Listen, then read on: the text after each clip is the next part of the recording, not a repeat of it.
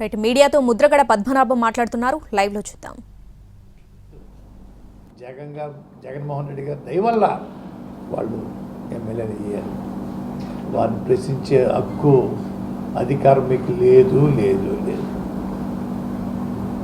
ఈ మధ్య మన చక్రమూడి గణేష్ గారిని చాలా దారుణంగా అవమానంతో మాట్లాడారు. ఆయన బ్లేడ్ బ్యాచ్ అని, గంజా బ్యాచ్ అని, ఎవరన్నా ఆస్తులు కొనుక్కుంటే వాటిలో కమిషన్ పుచ్చుకుంటారని, నన్నయ్య యూనివర్సిటీలో వీసీగా వేసిన కోటి పుచ్చుకున్నారని ఎన్ని తప్పుడు ఆరోపణలు చేశారు.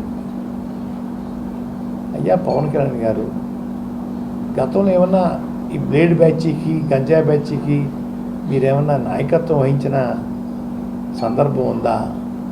మీ దగ్గర ఏమన్నా జక్కమూడి గణేష్ గారు అందులో పనిచేశారా? పనిచేసి మేము ఆయన అంతా మానేయటం వల్ల కోపం వచ్చి పోసుకూర్చుని చెప్తా ఉన్నారే. మీకు అనుభవం లేకపోతే అది చెప్పలేరు కదా. అంటే మీరు కూడా గంజా బ్యాచ్కి నాయకత్వం వహించి ఉంటారని నేను అభిప్రాయపడతా ఉన్నాను.